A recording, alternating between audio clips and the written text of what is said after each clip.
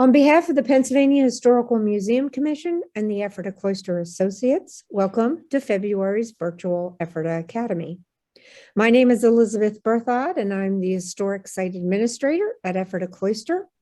Tonight, I am joined by our knowledgeable staff, Kerry Mohn, our curator, Nick Siegert, our guide supervisor, and Michael Showalter, our museum educator. Tonight, we hope to answer some questions you might have about the history of Ephrata Cloister. We're going to try to keep the program to about an hour and 15 minutes maybe, and try to answer as many questions as possible. With that said, let's begin. Please, whoever wants to go first, raise your hand and wait to be called on. I will scrolly through the... Got any hands? Oh, we got a hand. Dorothy's got a hand up. Dorothy King.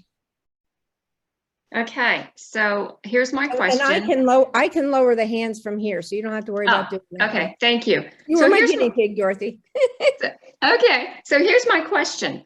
I got to tour the sister's house a couple of years ago, and I got to go up those twisty, turny stairs, and there was a rope that was the railing. So my question is, was that put in more modern times, or would the sisters have had the rope, and how did they navigate those stairs in long dresses?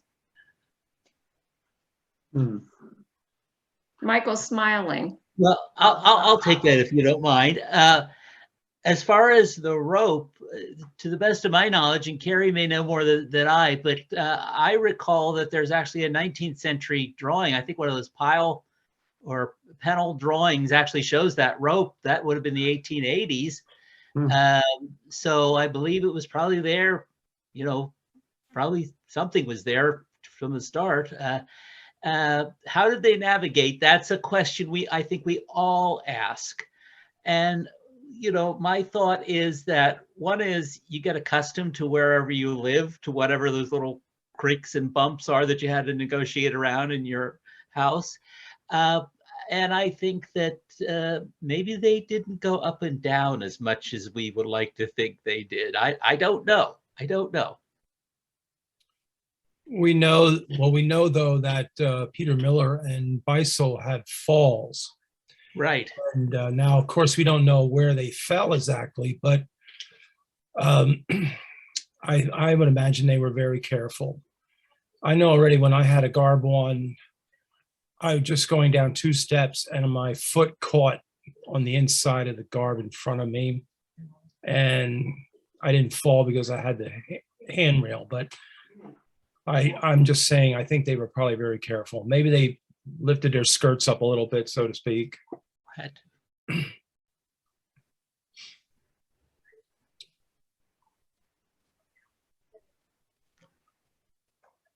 We can't hear you. Anybody else? I don't see any hands yet. Anybody else have any burning questions to ask any of the staff? This is Sue. Sue has her hand up. Okay, I'll come in here. While we're talking about the sister's house, what did they do with the attic? What was up there? Navigating those steps is one thing, and then going up that ladder to get up into the attic. What in the world did they put up there, if anything? Oftentimes an attic was used to store grain because it was a safer place for grain than, from rodents than maybe somewhere else. I can say this much, the floor of the attic in the sister's house has a very fine, a very thin coat of cement, or a cement-like substance that is largely intact yet. You'd think maybe they would have had a wooden floor, a board floor up there. They did not. Apparently they did not. They had this like a cement type substance that looks like it was troweled on over everything. So I'm thinking maybe the grain or maybe something else could be stored up there. And they lugged it up the steps? There looks like there's the remnants of like like a pulley system maybe to pull it up that last flight of steps into the attic area. There's like a remnant of something there that maybe they could pull it up to get it up there. And while we're upstairs, what about downstairs in the basement? What did they store down there? That's more than one question. We'll let you I'm go. talking about storage. I'll go to the end of the line and ask mine later. No, that's okay. Go ahead. Go ahead. Carrie, you want to answer that? Well, you know, there's two cellars in the sister's house. There's one at each end of the building. There's one in the east end and the one in the west end. Mhm. Now, the east end cellar is much bigger than the west end cellar. I'm not sure why, but if I'm going to take a guess here. I think the east end of the building originally was where the women lived when that was divided into two parts for men and women. And maybe they stored a lot more things that had to be in a cooler location. The women did. I would say that cellar on the east side is probably 2 times bigger than the one on the west end. Mhm. It's pretty. It can get very damp down there in that cellar. Okay, thank you. And I will just add for Sue and others, there is a whole art to storing things in a root cellar. It's not simply packing everything in a box or just throwing it in a barrel.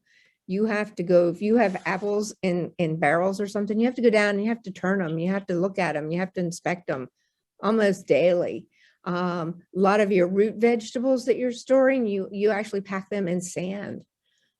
So there's a real art to root cellaring and keeping things that way. And things done properly will keep, but it's being constantly vigilant about it.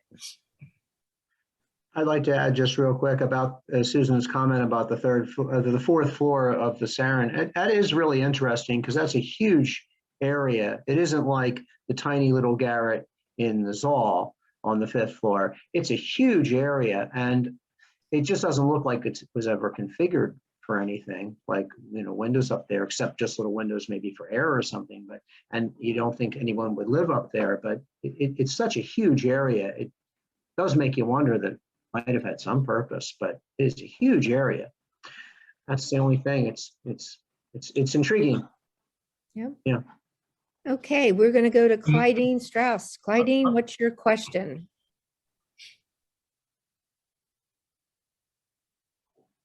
Okay, not a question. I just thought with Dorothy's question on the stairs, just in modern day aspect, the course members managing or maneuvering the stairs in the Zoll. Michael's smiling. It's a little bit better stairs, I'm sure, than the other ones, but I know how we would gather up the bottom of our gowns and plus carrying our music or a tote bag. So you find your way and take your time and attack the stairs up and down. And you find a way. Going up, you pull up the front a little bit, and coming down, you take care of the back part. So yeah, just on a lighter note. Yeah, and I'll just add, you know, I think a lot of the you know, the costumes that we have to wear are not, you know, sometimes it's difficult to find the right sizes, but just in general, if you were a working woman and you were going up and down stairs, your skirts were not dragging the floor. Your skirts were, your petticoat were calf length or something, so that you had the ability to get up and down stairs without carrying things, without worrying about tripping and falling. So not everybody's gown dragged the floor. So it was tailored to what you did. And Alfred, you have a question for us? Yes, thank you for this sharing about the cloisters. Mine has to do with more about the religious beliefs. Is there any documentation of how they and what they did on the Sabbath? How they celebrated the Sabbath and what they did?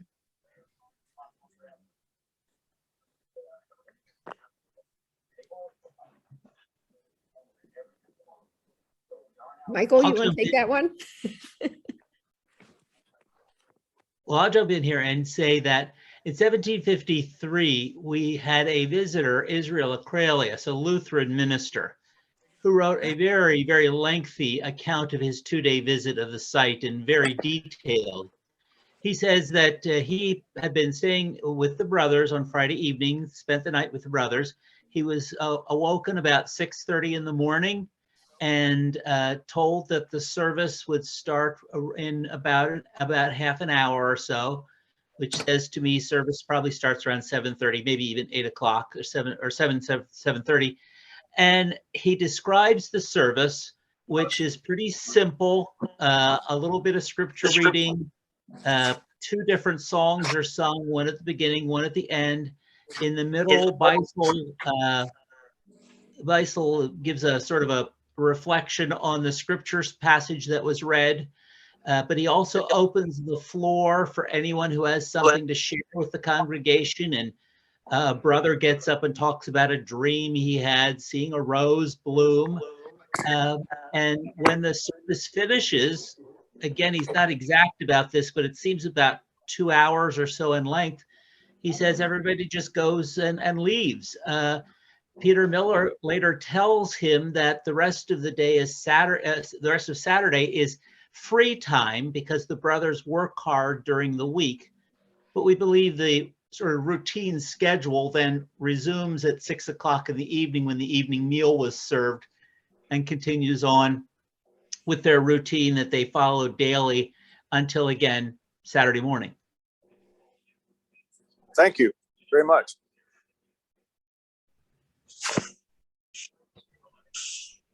Who else? Who else? Raise your hand. Surely you have questions.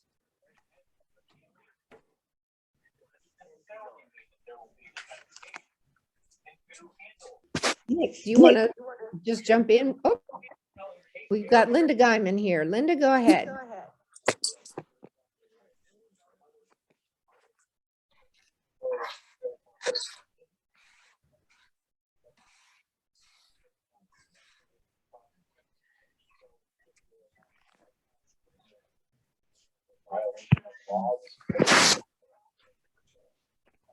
Linda is muted.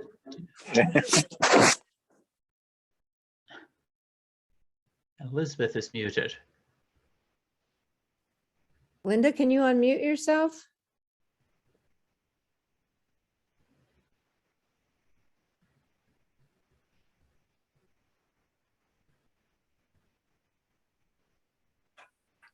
There. There we go. Is that better?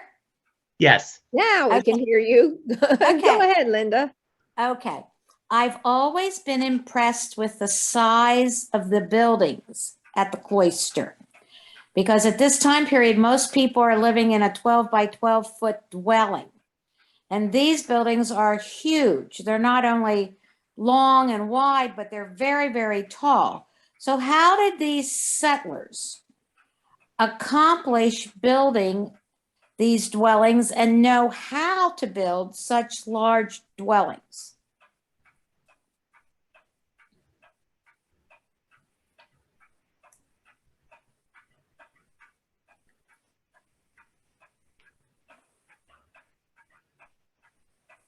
Why don't I start and Michael can fill in.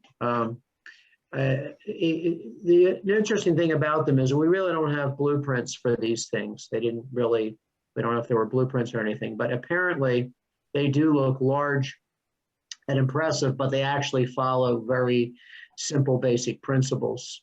They're based on what, like the Sarin is based on a fairly easy plan. I think it's called a three-room plan with a kitchen and with a bedroom and a stove room, and it's sort of added on to and stretched out.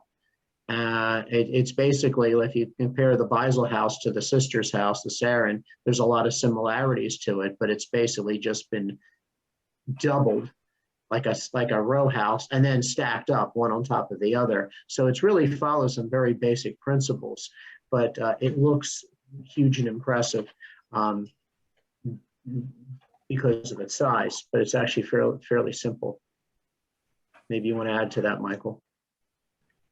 Well, I just say that Sigmund Landert, Brother Sealtiel, is identified as the master carpenter, and there are several other brothers who are identified as carpenters.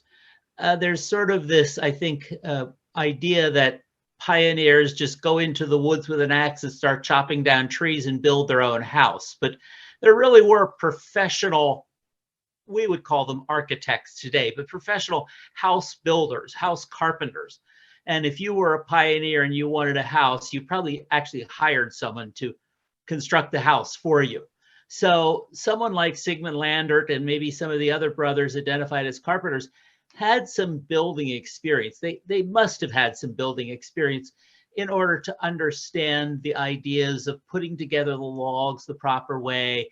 The size, while we see them as really impressive on the sort of barren American landscape, if you went to Germany at that same time, you would see plenty of buildings, not necessarily in the countryside, but in cities, in towns of this size.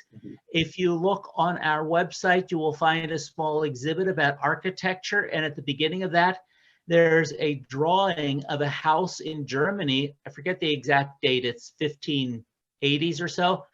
It's another 4 or 5 story building that's 1580s or so from Germany. So the size was common for these folks, at least if they had any connection to any kind of a village or city of some sort.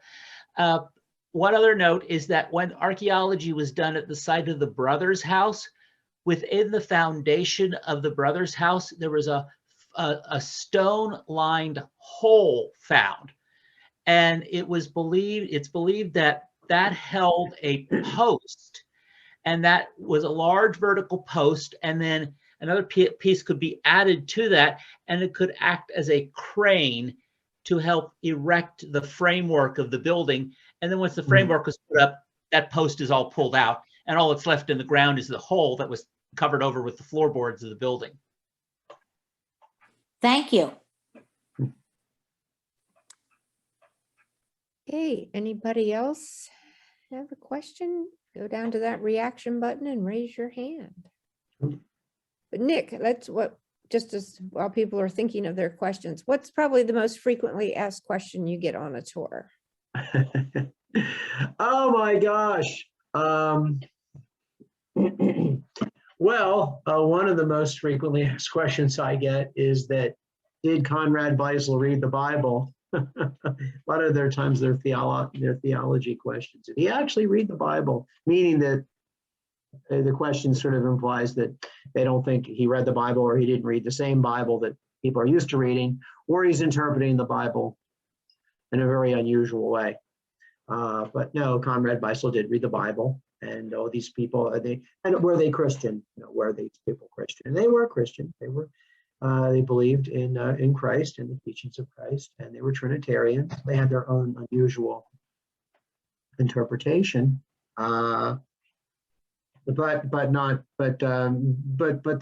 Christians, and they read the Bible. In fact, my presentation in the next history class next week talks about the type of Bible they read. So hopefully you can sign into history class, and we'll talk about that Bible.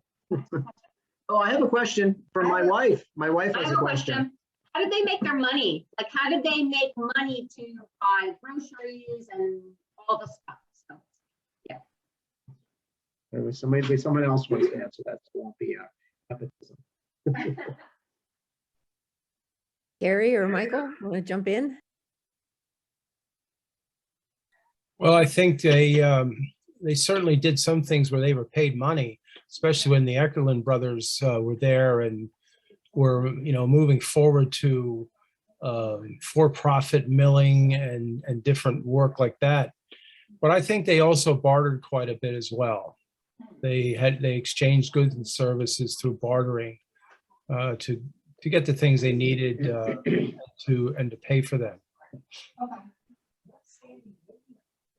Also, they tithed to the community. The members of the church tithed to the community, gave a portion of their what that money they made or whatever or their goods, they gave some of that to the community, sort of as you tithe to your church. That's what they did too.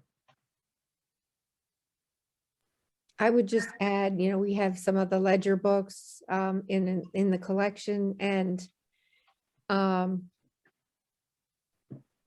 cash money was not as common as it is today. You would have book credit at the store. You might take something in that the store manager or store owner would take from you, and you would get book credit for that.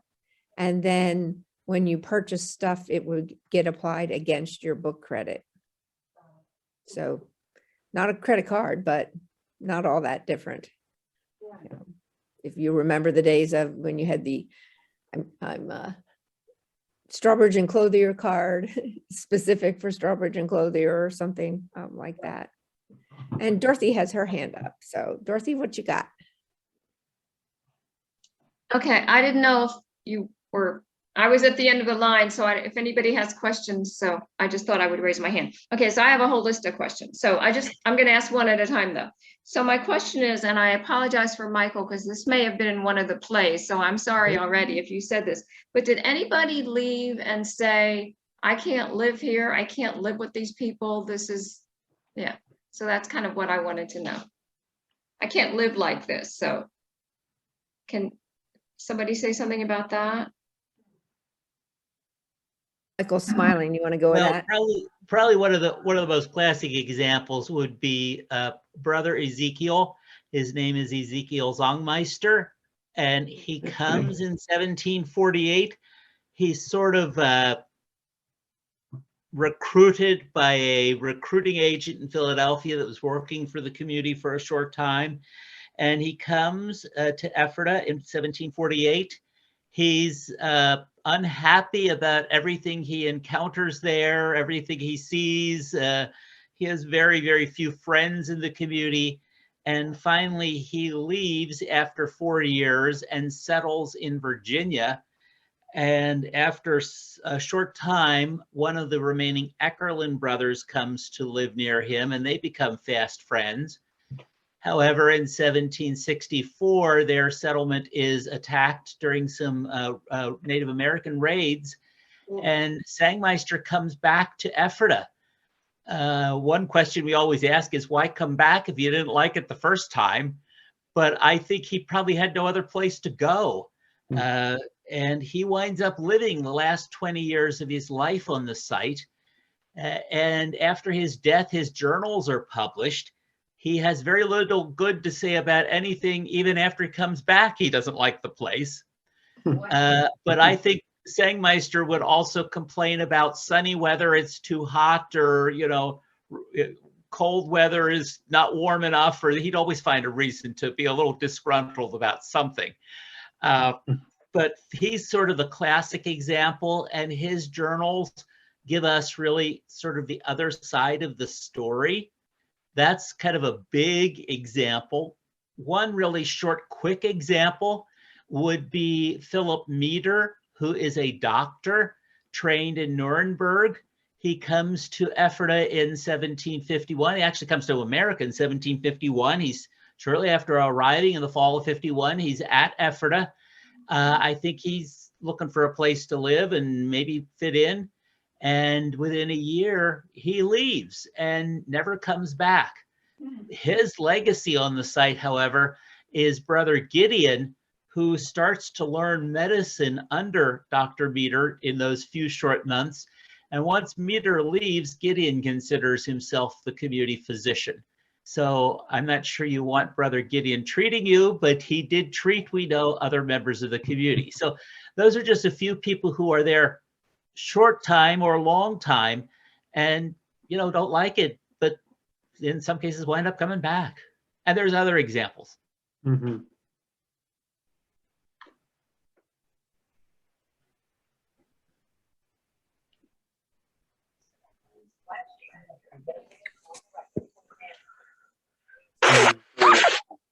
Rumors.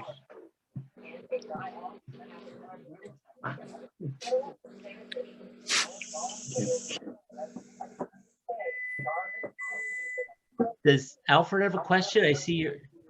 Yes, So I saw your hand. I'm as much interested in the community as the architecture and all that. I'm not into that too much. The question I have is, were they not quite evangelical like we are today in the Christian community, but were they evangelical in any way in reaching out beyond the Ephrata community? It sounded like they had a recruiter. Did they do any other evangelical kinds of outreach in terms of caring for others? Did they bring people in, like the poor and orphans and things along that line? Or were they so strict pietists that didn't fit in?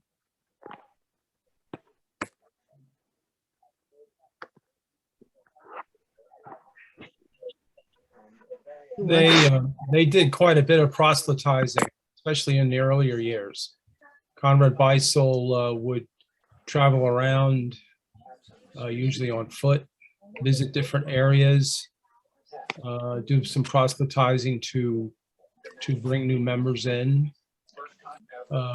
In certain areas, a group would form, and oftentimes that group, or at least some of the members of that group in that particular area, would eventually move to Ephrata, like the original, where Weiser was.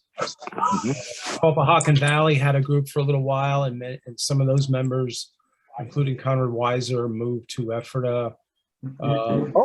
Amwell, New Jersey had a group for a while, and many of those members moved to Ephrata after some time. Did you say Conrad Weiser? Yes. In Burke County? Yes. Oh, okay. That was still Lancaster County at that time, but Yeah, that's right. Okay. Amwell, New Jersey, Faulkner Swamp was another area where a group formed through proselytizing, and those members also would eventually move to Ephrata. It seems to me in the later years that they stopped proselytizing, and not that the membership was closed, but it just seemed that they weren't getting new members anymore. And I maybe they just weren't accepting them. And I'm talking about later years. I would think there would have been one person that might have wanted to come there and live there, but it didn't seem like they really got any new members anymore. Okay. Especially after Beisel died. Okay. Also during the French Indian War, didn't they take in refugees during the French Indian War? Yes. What, to shelter them, or they were injured and nurse them, or? Shelter them, give them homes. They were driven out of their areas by the Indian issues during the French Indian War, and many of them were taken in and given shelter at Ephrata. And also during the Revolutionary War, although I don't know if they were forced to do that or picked to do that. I don't know. That might have been a little bit different during the Revolutionary War. They took in sick soldiers and troops, but they may have been forced to do that.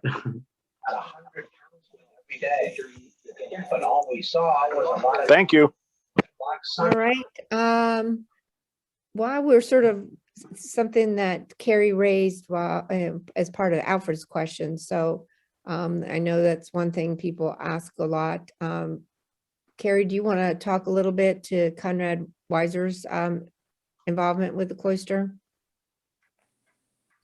Conrad Weiser was around 1735 or so that Beisel traveled to the Hoboken Valley and had a meeting with many of the people living up in that area.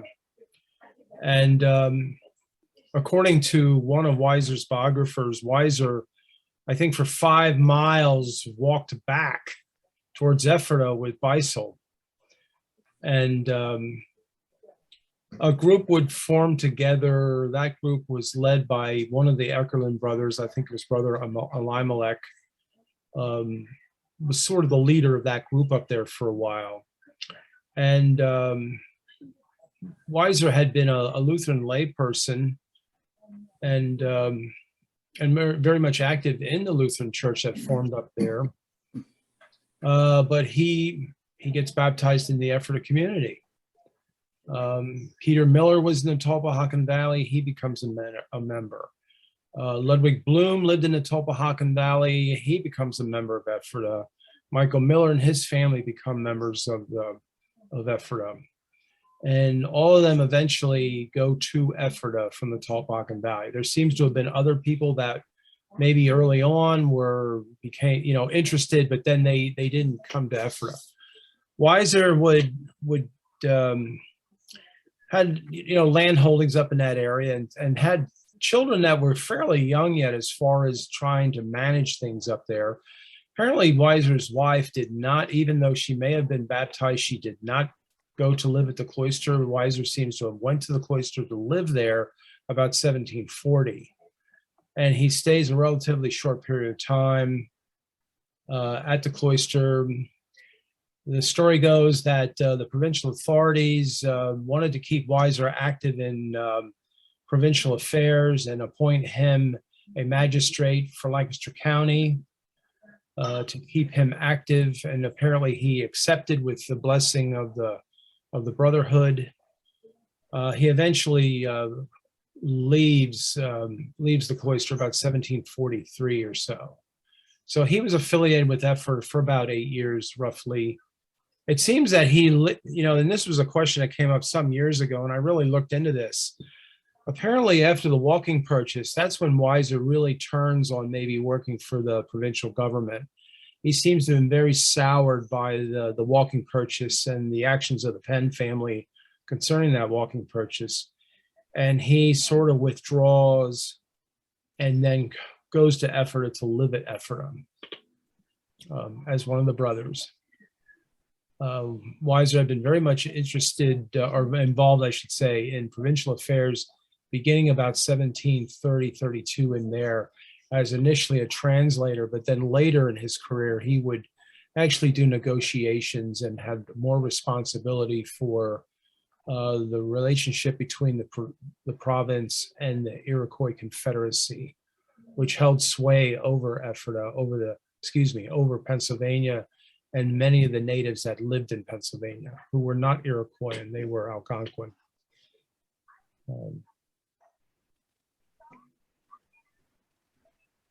Thank you. You're welcome.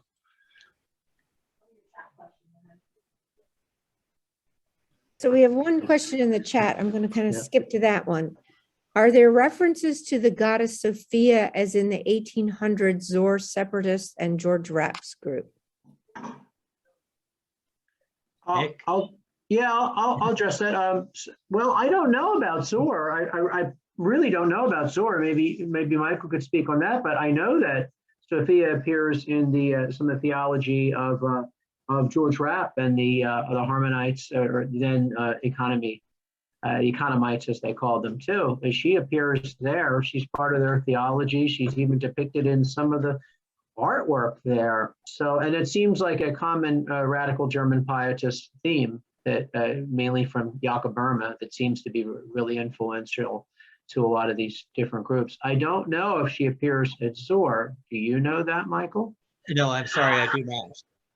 Yeah, but I know she's part of. Definitely part of. Definitely part of the harmonists. Yeah, definitely a theme with the harmonists. Definitely, because Jakob Böhme probably. Yeah. Okay, Linda, you're next on the list. Linda Guyman. I'm her other half. Okay. Carolyn. That's all right. Everything's in her name. Having grown up in a paper mill town, Spring Grove, York County, I've heard it mentioned that there was a paper mill on the grounds, and I was wondering, when was it started? How large was the mill? Who was managed it, and when was it finally discontinued?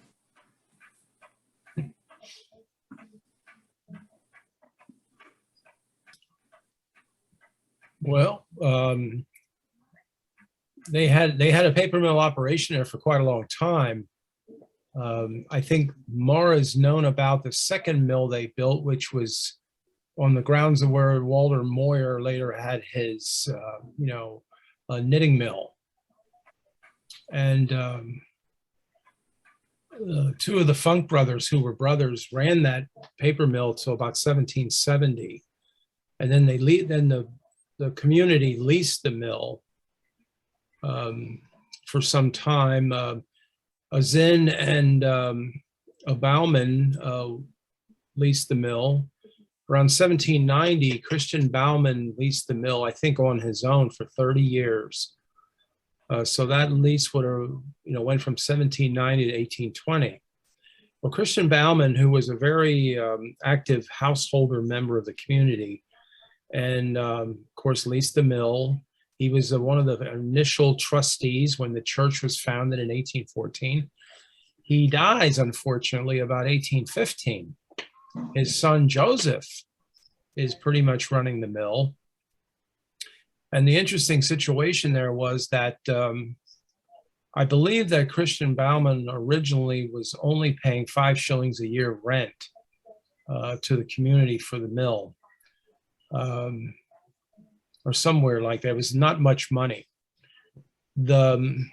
Joseph Bauman was paying his father's estate more money to lease the mill from the estate than what the community was collecting.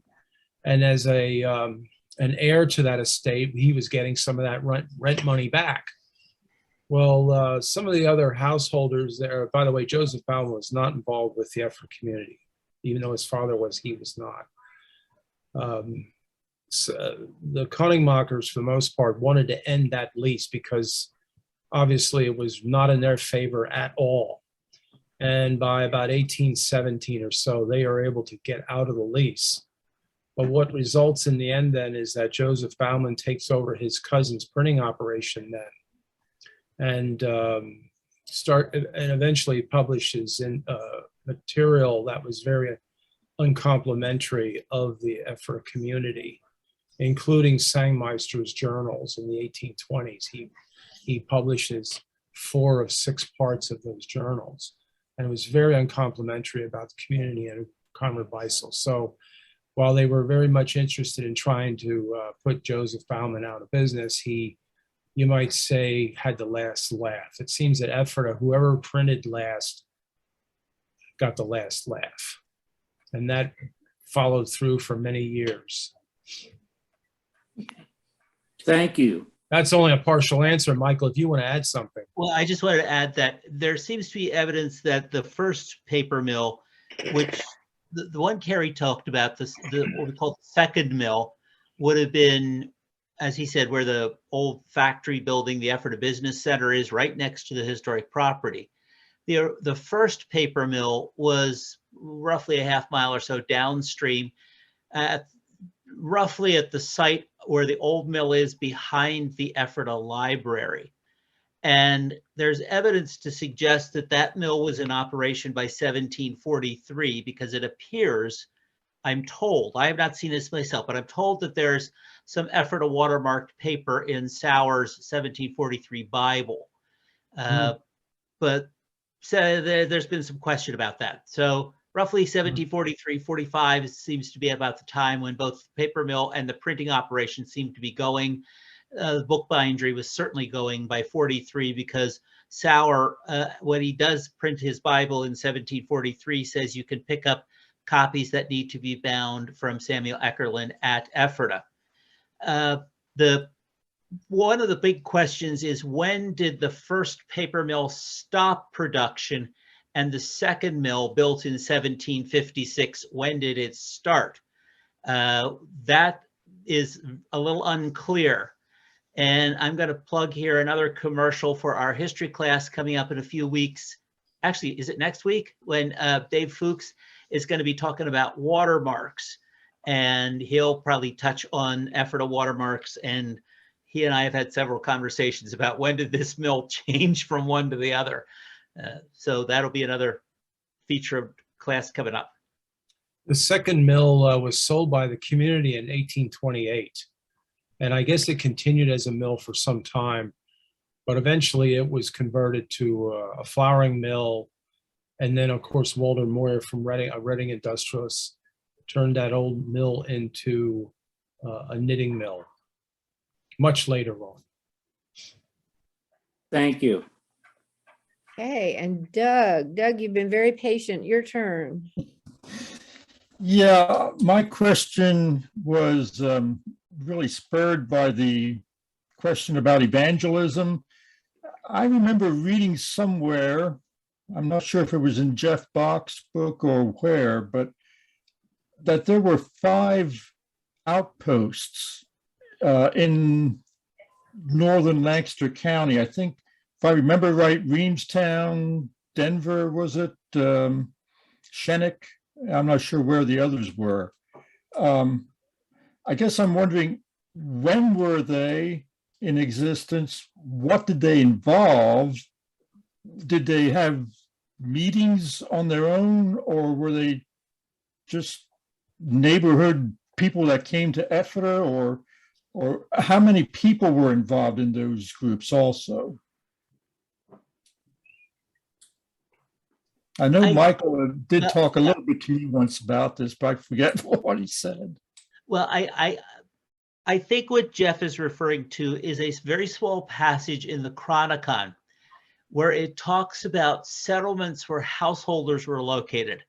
And it names them Zor, Hebron, Massa, and Zor, Hebron, Massa. I can't forget the fourth one.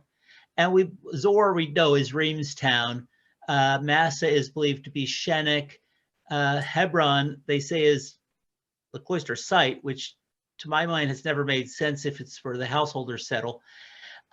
We do know there's sort of clusters of householder settlements.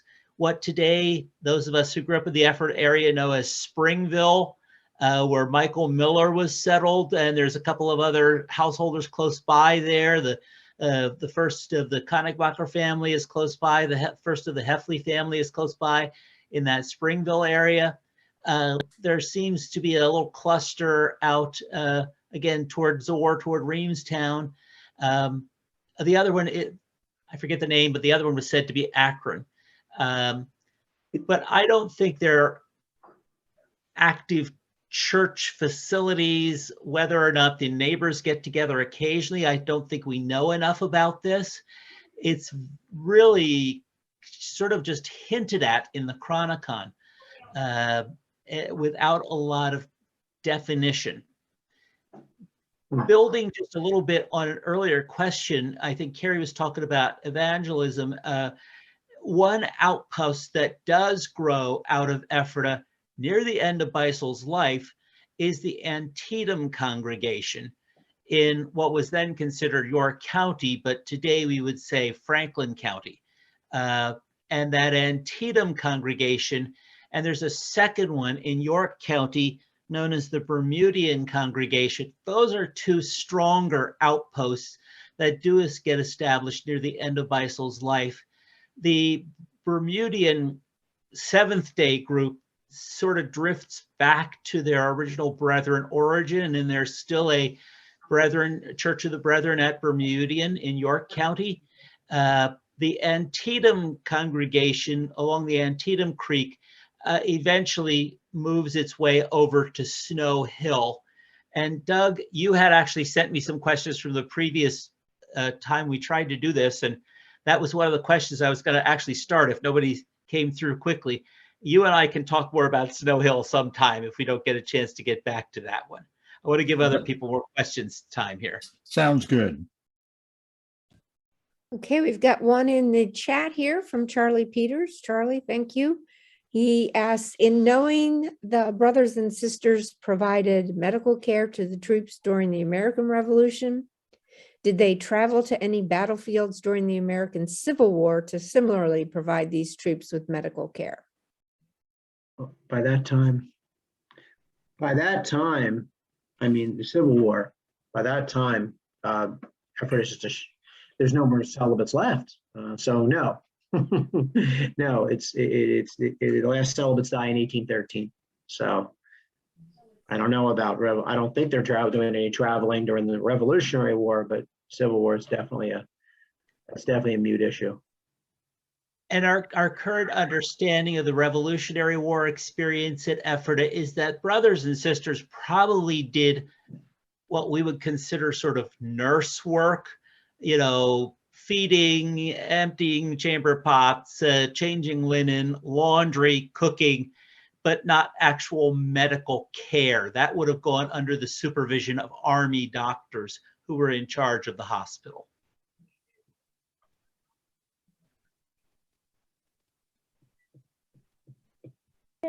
Anybody else got a question? We're about at the end. Oh, Alfred's got another one. Oh, Linda. Okay. And Dorothy. Dorothy's got them. And Dorothy's got one too, and Mary Linda got again some. too. So Alfred, go ahead. What was the roots and continuation of the actual academy? That they started it for their own children of the householders? That's my question. Did the school academy start as a outreach to or as a outgrowth of the householders having children and needing to educate them? It definitely didn't come from the celibate houses. May I? Yeah. Right in here. So Brother Obed is considered the school teacher in the 18th century. We know he comes to Ephrata from Germantown in 1739. Just exactly when does he begin school is really cloudy, but there seems to be at some point, probably by the 1750s, a school of some sort.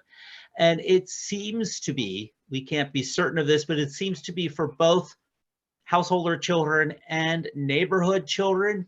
In 1786, Brother Obed publishes his own school book. That idea of education continues on. So it starts among the celibates there with Brother Obed. When the last celibate dies and the German Seventh-day Baptist Church is established in 1813, one of the early things the congregation does is actually continue to establish a school. Now, we don't know if it's a school you have to pay for if you're a neighbor or who pays the salaries, but the church is paying the teacher. And in fact, they put ads in newspapers as early as the 18 teens. I can't give you the exact year, but the 18 teens, they put ads in newspapers soliciting teachers to be in charge of the school. And to my surprise, they put in specifically in the ads, they want teachers who can teach in English.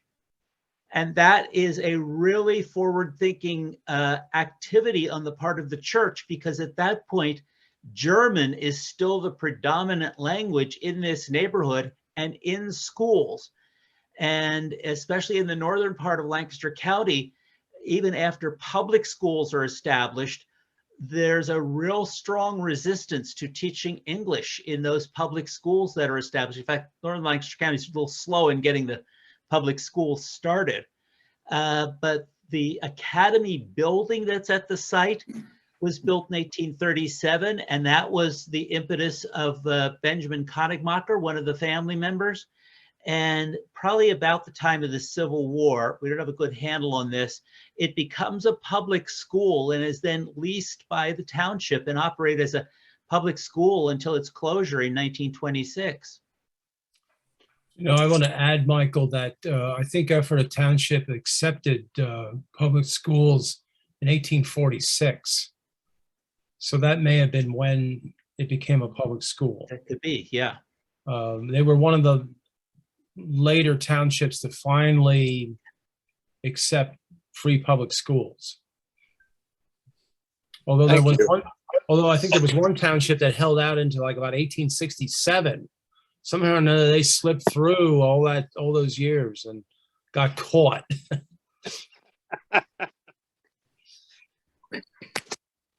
Okay, Dorothy, you're up again.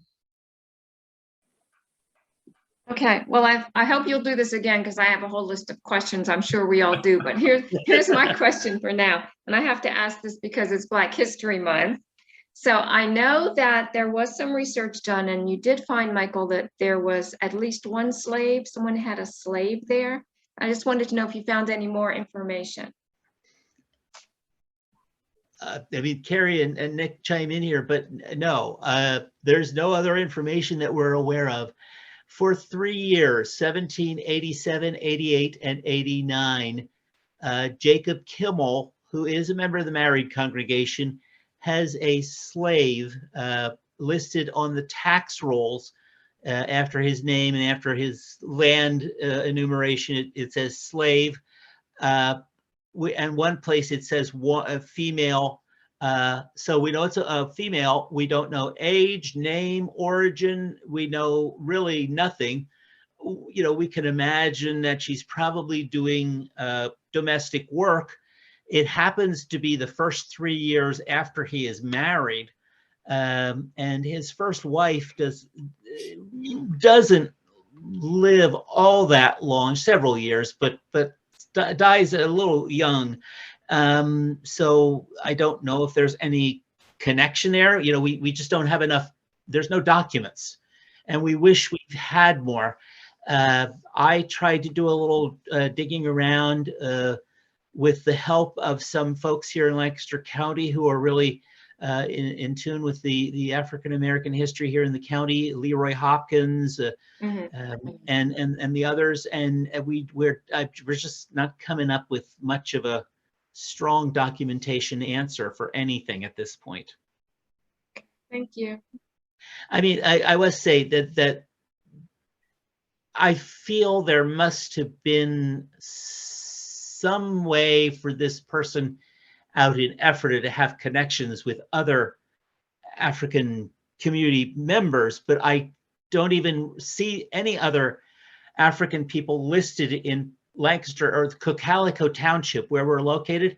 I have now transcribed every tax record from 1751 from the first one up until 1777. And in that whole period, I am not finding any mention of African Americans. I found one mention of no, I take it back, 2 mentions of something called servant. So I don't know if that is African American or if it's an indentured servant. One is a 14-year-old boy, but I just don't, it could be an apprentice. I don't know what that means. Okay, thank you. Yeah.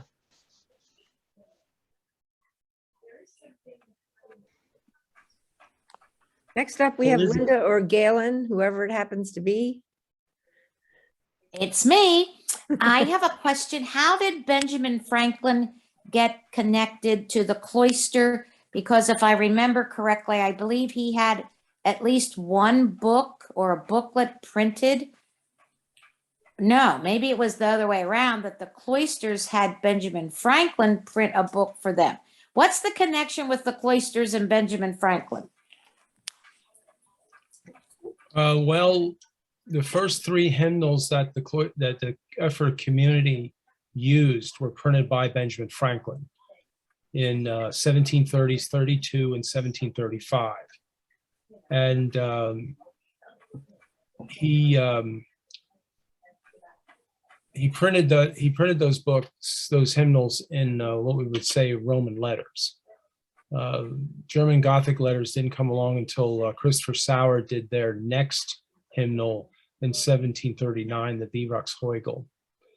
Now, to print that book, Franklin apparently had a large control of the paper supply in Pennsylvania, and this might be a holdover from those earlier years when Franklin did printing for them. But Conrad Weiser paid for that paper, the reams of paper that Sauer used to print that book, that hymnal, the Vivax-Heugel. I guess Weiser's credit was okay with Franklin, and he made several payments to Franklin for that paper. So that's another way that Franklin was sort of connected to the cloister, through Conrad Weiser's purchasing of the paper used for the Vivax-Heugel. It seems that the Ephrata folks were known by a number of different colonial officials for various reasons throughout the 1730s and 40s, up through the French and Indian War era.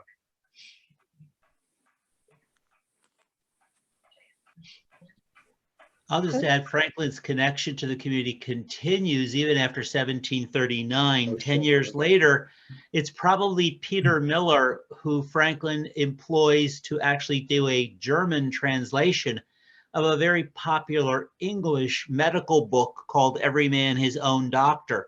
Franklin wanted to print a German edition for the German market here in Pennsylvania. And on the cover of that book, he credits PM as doing the translation. It's always been assumed that PM is Peter Miller. After the death of Beisel, Franklin, there's a few letters from Peter Miller to Franklin. Miller was a member of the American Philosophical Society, so would have probably crossed paths with Franklin by letter, not necessarily by in person. Miller was a corresponding member of the society. But there are some letters from Miller to Franklin, and Miller also sends Franklin Beisel's personal music book after Beisel's death. That book is now in the Library of Congress. If you go to the Library of Congress website, loc.gov, and type in Ephrata Codex, scroll down past the black and white. There's a handful of black and white photos from the 1930s. Those are, don't worry about those. Go to something that looks like a solid green cover of a book and start looking. It's 970 pages of just beautifully ornate music manuscript. Yeah, there are some odds there. Thank you. Okay. So it was the brothers who sought out Franklin. Wasn't there anybody else local who could print anything? So it was Franklin in Philadelphia. Well, yes, until they decided they were going to start their own printing operation. They, of course, used Christopher Sauer in Germantown, but then they decided they were going to start their own printing operation. In the early 1740s. Thank you. Okay, well, one last question here. Doug, you are the lucky winner here. So what is your question? If anybody else has one, I'll let them go ahead, but mine would be really quick, I think. In the later days, when it was just the German Seventh-day Baptist Church, how long did they continue to do services in German, or did they do that all the way through to the very end?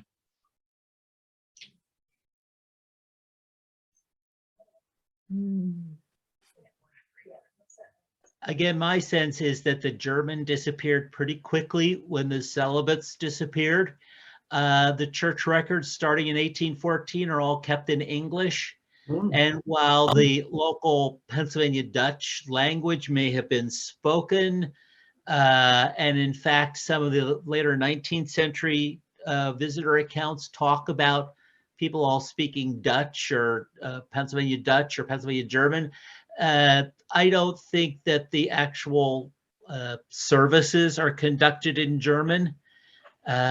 Even the last two married members, last two householders, the Cockles, Dan Cockle and his sister Marie Bucher, both talked about their parents spoke Pennsylvania Dutch, but they never learned it. So like most folks in our generation, it kind of got lost after World War II, that Pennsylvania Dutch. But I think as far as services, that probably was gone fairly quickly after the celibates were gone. Could I add one thing before we go about Conrad Weiser? There was two events that happened in Weiser's public life in the early 1740s that probably also helped turn him away from the Ephrata community. In 1743, he did a very long journey to Onondaga to meet with the Iroquois Council at Onondaga. That was the journey that Lewis Evans and John Bartram went with him to gather information. And the following year in 1744 was the Treaty of Lancaster, a very important treaty at that time that was attended by natives from a number of different areas, including the Iroquois Confederacy. And it seems like that helped to, his public life was really driving him away from Ephrata. He seems to have resigned from Ephrata. I think it was more over the Eckerlins and the Eckerlins' drive to maybe make the community more self-sufficient and make money. That may have had something to do with it. But in the Chronicon, there's a chapter where they talk about how apparently about 1745, there was a reconciliation between Weiser and Beisel. I guess Weiser must have stopped by at some point in time, and they seem to have reconciled. That was after the Eckerlins were gone. And in the Chronicon, I think Peter Miller put in there something like, he was the editor of the Chronicon, the Lutherans may have regained his body, but we have regained his mind. So Weiser really was, as Brother Enoch, was living in two worlds. Okay, well, thank you, everybody. They were some good questions, and maybe we shall do this again.